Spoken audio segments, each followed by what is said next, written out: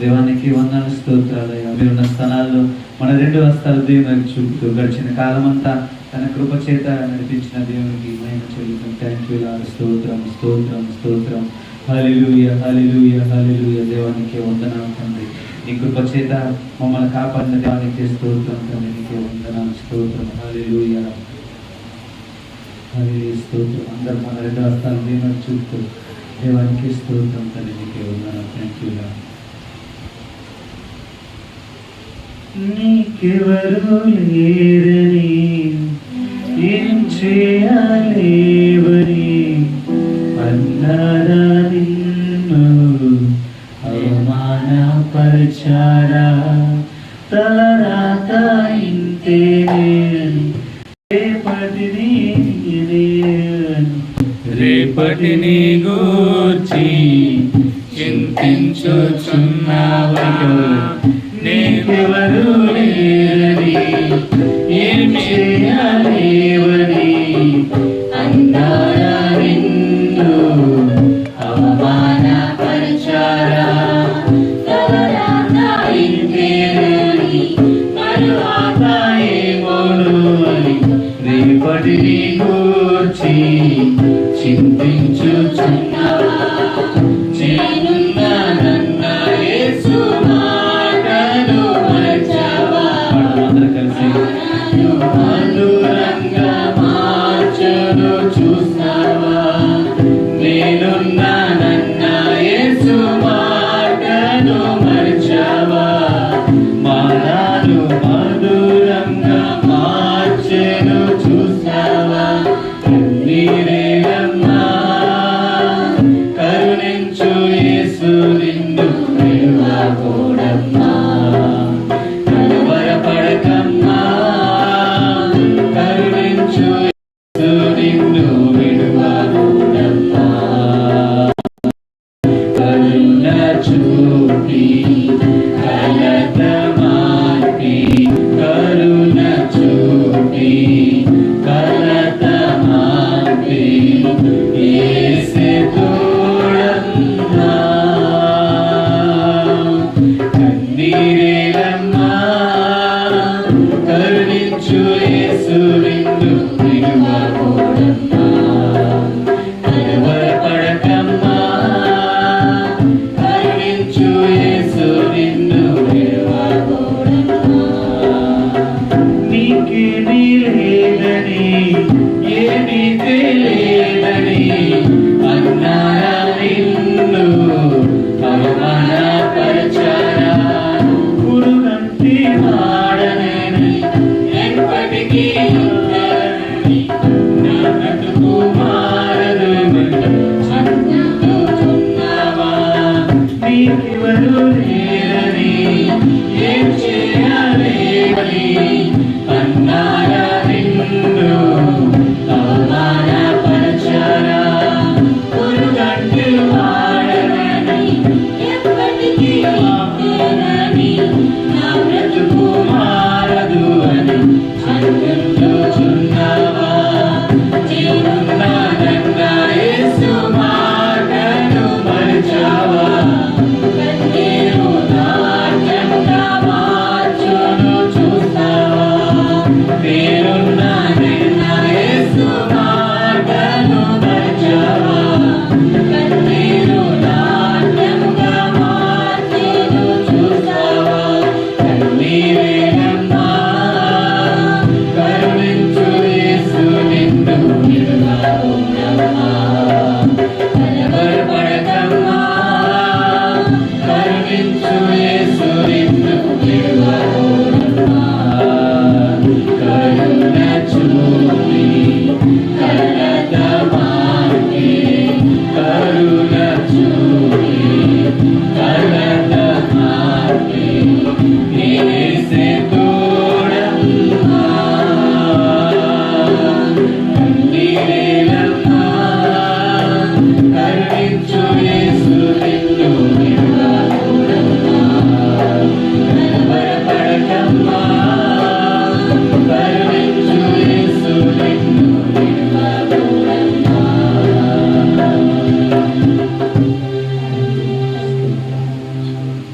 అందరం అలాగే ప్రార్థన చేద్దాం.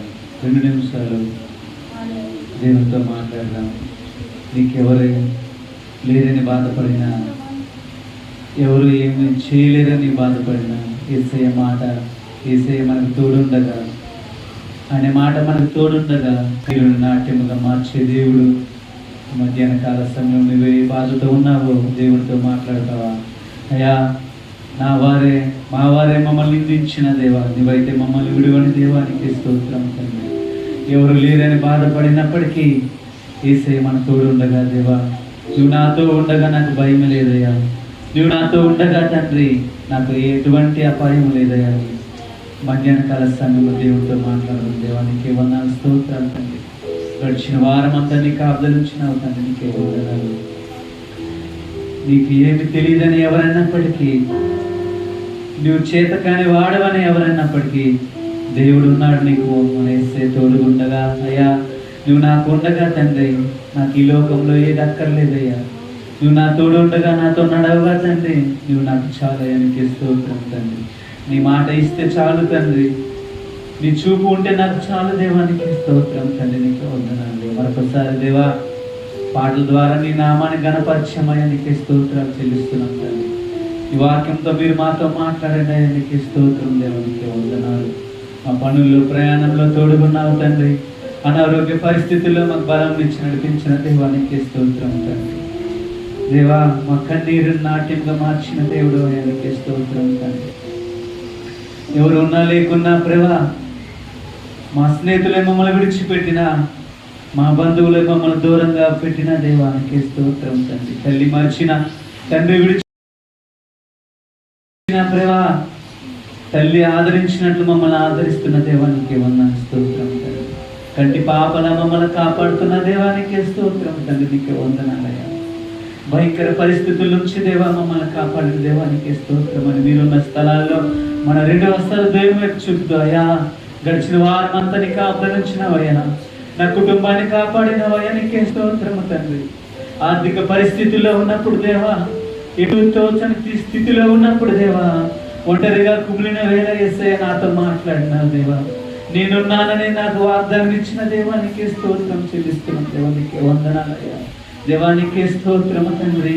అయ్యా, నీవు ఒక క్షణమైన మాట్లాడకపోతే, నువ్వు ఒక దినమైన మమ్మల్ని చూడకపోతే ప్రభా, మా జీవితం ఏ పాటిదయ్యా, నీకే స్తోత్రాలు చెల్లిస్తున్నాం దేవా. నువ్వు ఈ దినము నువ్వు వాక్యంతో నువ్వు మాతో మాట్లాడయ్యా దేవా, నాతో నువ్వు మాట్లాడయ్యా తండ్రి, మా కుటుంబంతో నువ్వు మాట్లాడయ్యా, నీకే స్తోత్రం తండ్రి. నీకే వందనాలయ్యా, నీకే స్తోత్రాలు చెల్లిస్తున్నాం దేవా. నువ్వు మాట్లాడకపోతే దేవా మేమేమైతే మాకు తెలియదయ్యా, నీకే స్తోత్రం తండ్రి. ఈ వాక్యంతో మమ్మల్ని దర్శించాయా, నీకే స్తోత్రాలు తండ్రి, నీకే వందనాలు. మా దేశాన్ని కాపాడండి అయ్యా, నీకే స్తోత్రం తండ్రి. మా రాష్ట్రాన్ని కాపాడండి అయ్యా, నీకే స్తోత్రం తండ్రి. ప్రతి ఒక్క దైవ సేవలు కాపాడండి అయ్యా, నీకే స్తోత్రం చెల్లిస్తున్నాం తండ్రి. మా బంధువులు, మా స్నేహితులు తండ్రి, మా చుట్టుపక్కల ఇరుపొరుగు వారు ప్రతి ఒక్కరిని కాపాడండి అయ్యా, నీకే స్తోత్రం. యవనస్తులను కాపాడండి తండ్రి. మా యవన జీవితంలో ప్రభా, లోకాశలకు శరీరాశలు జీవించగా ప్రభా, అనేక టెంప్టేషన్లు ఎదుర్కొనే శక్తిని మాకు ధరించండి అయ్యా, నీకే స్తోత్రాలు చెల్లిస్తున్నాం తండ్రి.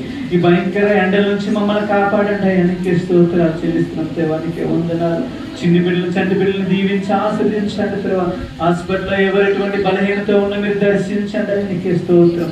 సంఘాన్ని దీవించండి, సంఘాన్ని బలపరచండి అయ్యా, నీకే వందనాలు. ఈ దినం ఎక్కడెక్కడైతే మీ కూటమిలో జరుగుతున్నాయో దేవా, మీరు సహాయం చేయండి, మీరే తోడుగుని నడిపించండి అయ్యా, నీకే వందనాలు తండ్రి, నీకే స్తోత్రం తండ్రి. ఇంకెవరైతే వస్తున్నారో ప్రభా, మా మధ్యకి నడిపించండి, మీరు సహాయం చేయండి, నీకే వందనాలయ్యా, నీకే స్తోత్రాలు చెల్లిస్తూ ఈ ఆరాధన చివరి వరకు మీరే తోడుగుని నడిపించమని నజరేయుడైన యేసుక్రీస్తు పరిశుద్ధ నామమున వేడుకుంటున్నాము తండ్రి, ఆమేన్, ఆమేన్. కూర్చున్నాం దయచేసి అట్లనే.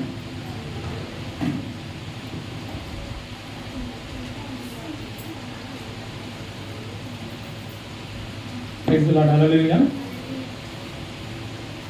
ప్రైజ్ ది లార్డ్, హల్లెలూయా. వాక్యంలోకి వెళ్దాం. మన ఆత్మీయ జీవితాలు ఎలా ఉన్నాయో మనల్ని మనం పరిశీలించుకోకుండా, పరిశీలన లేకుండా రోజు రోజుకి జరుగుతున్న పరిస్థితులు ఏవి మనకు అనుకూలంగా లేవు అని అంటే దేవుడు చెప్తున్న మాటలు బైబిల్ గ్రంథంలో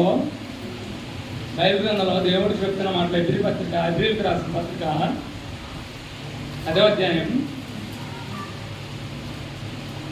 ఎబ్రీలకు రాసిన పత్రిక 10వ అధ్యాయం 24వ వచనం. ఇప్పుడు కొందరు మానుకొనుచున్నట్లుగా సమాజముగా కూడుట మానక ఒకరినొకడు హెచ్చరించు ఆ దినము సమీపించటం మీరు చూచిన కొద్ది ప్రేమ చూపుటకును సత్కార్యములు చేయుటకును ఒకరినొకడు పురికొల్పవాలని ఆలోచించము. ప్రియులారా, మనకి బైబిల్ గ్రంథం స్పష్టంగా చెప్తుంది, మన జీవితాలు సరిగా లేకపోతే, మన జీవితాలు ప్రతిదినము బైబిల్ చెప్తుంది చక్కగా ఏంటంట, సమాజముగా కూడుట మానక. ఈరోజు ఇలాంటి వాటికి చాలా మందికి ఎందుకంటే షార్ట్ టైంకి ఇష్టపడుతున్నారు. తక్కువ సమయానికి, ఎక్కడైతే తక్కువ సమయం ఉంటుందో, ఒక గంట ఉంటుందో లేదా ఒక అరగంట ఉంటుందో అక్కడ వెళ్ళి ఎందుకంటే ఈ రోజుల్లో గద్దించి ఖండించి నీ యొక్క తప్పుని వాక్యము ద్వారా తెలియజేస్తే అక్కడ ఉండట్లేదు ఎవరు, ఆలాపున చెప్పే బోధకి ఎవరు చెవి ఒక్కట్లేదు. ఈ రోజుల్లో చెవి ఒక్కట్లేదు. ఎందుకంటే నీ వాక్యమే నన్ను బ్రతికించెను, బాధలలో నెమ్మదినిచ్చెను. నీ వాక్యమే నన్ను బ్రతికించెను, బాధలలో నెమ్మదినిచ్చెను. కృపాశక్తి దయాశక్తి సంపూర్ణుడా,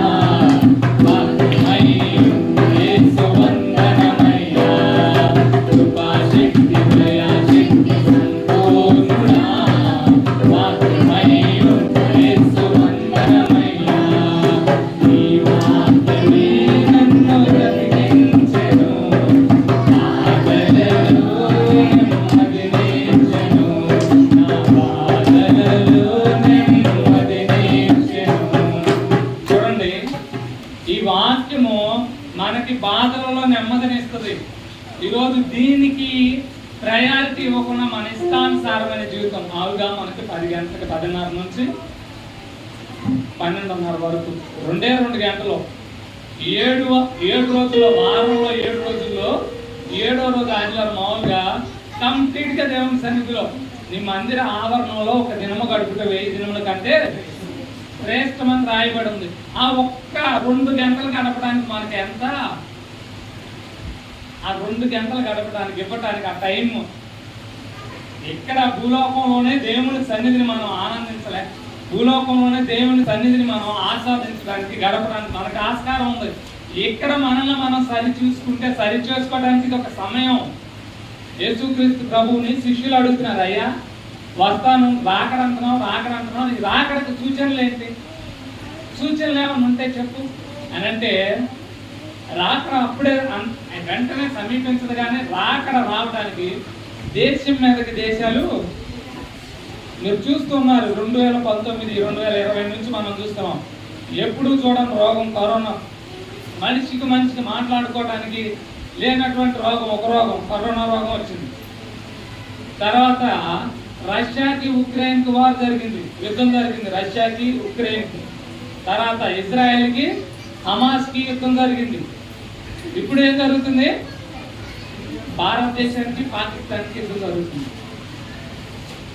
భారతదేశానికి పాకిస్తాన్కి అమెరికా మధ్యలో ఉండి, అమెరికా ఎందుకు ఈ మాటలు చెప్తున్నానంటే బైబిల్ గ్రంథంలో ఉన్నవి దేవుడు చెప్పిన విధంగా జరుగుతుంది. ఇవన్నీ మనకు తెలియాలంటే మనకు మనం వచ్చి దేవుడి సన్నిధిలో ఆరాధించడానికి మనం రాలేకపోతే, ఎందుకంటే ఎందుకు ఆరాధించాలంటే మనం ఆరాధించేటప్పుడు తన్మయత్వంతో మనం ఆరాధిస్తున్నప్పుడు హృదయం అంతా దున్నబడుతుంది, హృదయం అంతా సరిచేయబడుతుంది. ఆ తర్వాత వాక్యం చేస్తే ఆ వాక్యం ఎత్తబడితే అప్పుడే ఫలిస్తుంది. అందుకు మొదటిగా రమ్మనేది. అందుకు ఒక ఆవిడంట మీటింగ్ జరుగుతున్నప్పుడు, సాయిలమ్మ మీటింగ్లో చెప్పాడే మాట. సాయిలమ్మ మీటింగ్ జరుగుతున్నప్పుడు 8, 9, 10 శుక్ర, శని, ఆదివారాలు మీటింగ్లు జరుగుతున్నాయంట. ఆదివారం మీటింగ్ ఉంది, ఆదివారం మీటింగ్ జరుగుతుంది. సాయిలమ్మ వాక్యం చెప్తున్నాడు. ఒక ఆమె పరిగెత్తుకుంటా వచ్చిందంట. వచ్చి సాయిలన్న పెద్ద కప్ప లాంటి తీరులో గడిచిందన్న. ప్రార్థన చేయంటే ఆదివారం ఏడకు పోయి నువ్వు అని అడిగారంట. ఆదివారం పత్యార్థానికి పోయాను నేను. నీకు ఆదివారం దేవుని సన్నిధిలో కనపడదు. దేవుని సన్నిధిలో భక్తుడు చెప్తున్నాడు, నీ సన్నిధిలో 16 అధ్యాయంలో కీర్తనల 16లో నీ సన్నిధిలో సంపూర్ణ సంతోషము, నీ కుడి చేతిలో నిత్య సుఖములు కలవంటున్నాడు. మరి దేవుడి సన్నిధికి రావడానికి నీ యొక్క ఆశ ఏంటిది, నీ యొక్క ఆకాంక్ష ఏంటిది, నీ యొక్క కోరిక ఏంటిది? దావీదే అంత గొప్ప రాజుని, దావీదుని జనులు అంటున్నారంట, రాజా మనం దేవుని సన్నిధికి వెళ్దామంటే కిరీటం పక్కన పెట్టి, కిరీటం పక్కన చెప్పారు. గతంలో కూడా మీకు చెప్పాను, అమెరికా ప్రధాని డొనాల్డ్ ట్రంప్ ఆదివారం చర్చికెళ్తున్నాడు. ఉన్నత హోదా, ఎందుకంటే మనకు పెద్ద బిరుదులు, పెద్ద హోదా ఉందంటారా? అంత పెద్ద ఉన్నతమైన దేశాన్ని ఏలుతున్న వ్యక్తి దేవుడు ముందుండాలి, దేవుడు ముందుండాలి, ఆ జీవితంలో దేవుడు ముందుండాలని చెప్పి దేవుడిని ముందు పెట్టుకొని నడుస్తున్నాడు. మరి మన జీవితాలు ఎలా ఉన్నాయి సార్ ఆలోచించుకోండి. ఆయన రాకడ అతి సమీపంగా ఉంది, దేశం మీదకి దేశం ఎదుగుతుంది. యుద్ధ సమాచారాలు మనం వింటూ వస్తున్నాం, తెగుళ్ళు వింటూ వస్తున్నాం. మరి మన యొక్క ఆత్మీయ జీవితం ఎలా ఉంది? దేవుడు కోరినట్టుందా లేదా? మరి పరీక్షించుకుంటున్నామా? దేవుని సన్నిధిలో దేవుడు ఏర్పాటు చేసిన సమయానికి ఇక్కడ అంటున్నాడు, కొందరు మానుకొనుచున్నట్లు మీరు మానుకొనొద్దు, మీరు మానుకొనొద్దని చెప్తున్నాడు. పోయిన వారం చెప్పాను కదా, 7 గుణాల గురించి, 7 క్వాలిటీస్ మీకు చెప్పాను. క్రైస్తవునిగా ఏమేమి గుణాలు కలిగి ఉండాలో ఇట్టి విధంగా మనం ఉండాలని చెప్పి ఫలించే చెట్టు వాళ్ళ కీర్తనలో చెప్పాను. అలాగే ఖర్జూర వృక్షం వల్లే ఉండాలని చెప్పాను, సింహం వల్లే ధైర్యంగా ఉండాలని చెప్పాను, పక్షిరాజు వల్లే ఉండాలని చెప్పాను, క్రొవ్విన దూడల వల్లే ఉండాలని చెప్పాను, జ్యోతుల వల్లే ఉండాలని చెప్పాను. మరి వీటిలో మన ప్రయారిటీ మనం ఉన్నామా? అలాగున్నామా? వారం మార్చి వారం దేవుని సన్నిధికి వస్తున్నాం, ఎక్కడన్నా తప్పిపోయామా? దేవునికి వ్యతిరేకమైన కార్యాలు, వ్యతిరేకమైన చర్యలు మనం ఏమన్నా చేసామా ఈ దేవుని వాక్యానికి వ్యతిరేకంగా? ఒకవేళ చేస్తే వాటిని సరిదిద్దుకోవడానికి దేవుని మందిరంలో దేవుడు ఇస్తున్న అవకాశం. ఆయన మందిరానికి వచ్చి ఆయన మందిరంలో మోకరించి ప్రార్థించి ఆయన ఆరాధించడానికి మనకి సౌకర్యాలు అన్నీ ఉన్నాయి, సౌకర్యాలు చక్కగా ఉన్నాయి. ఇలాంటి సౌకర్యాలు కూడా లేవు చాలా చోట్ల. మనకి సౌకర్యాలు చక్కగా ఉన్నాయి, చాలా చోట్ల ఇటువంటి సౌకర్యాలు సదుపాయాలు కూడా లేవు. మనం ఎలా ఆరాధిస్తున్నాం? మన హృదయము దేవుని తట్టు ఎలా ఉంది? దేవుని తట్టు ఎలా ఉంది చూడండి. 2 వాక్యాలకు వెళ్దాం.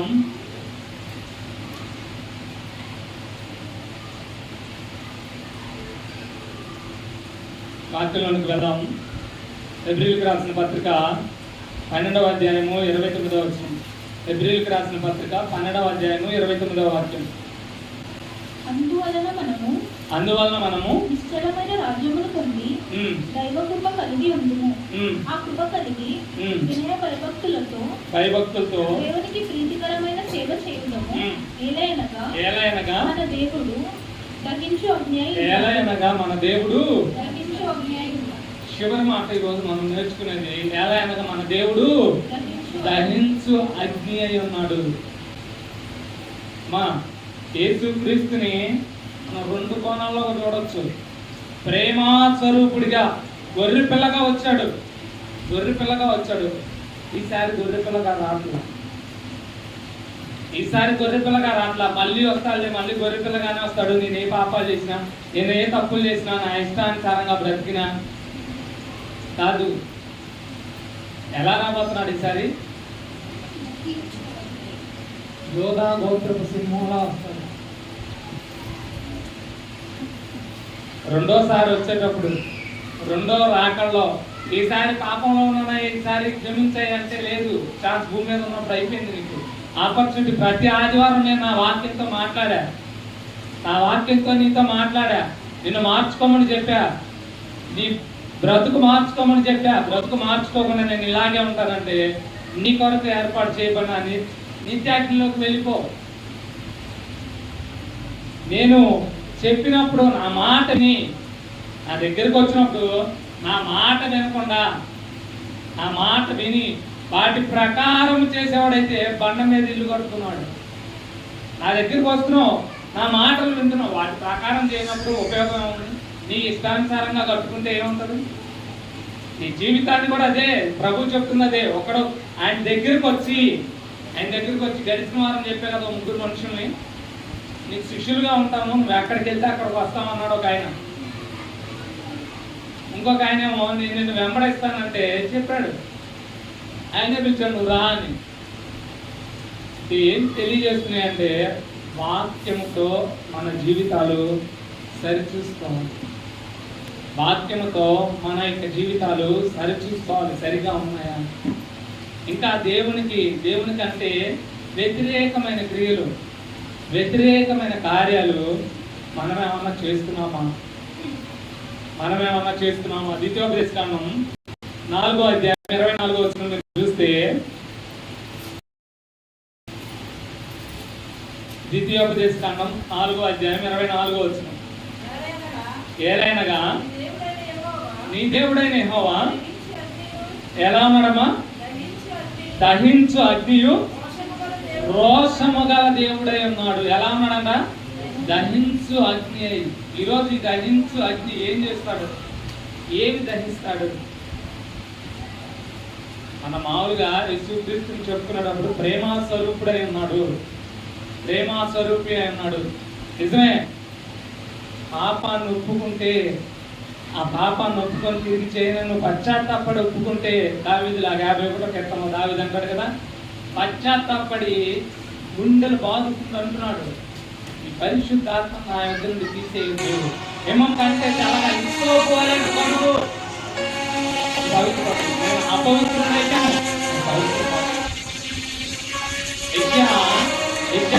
చూస్తే యెషయాను 6వ అధ్యాయంలో యెషయా దర్శనం చూస్తున్నాడు, దేవుని యొక్క దర్శనాన్ని చూస్తున్నాడు.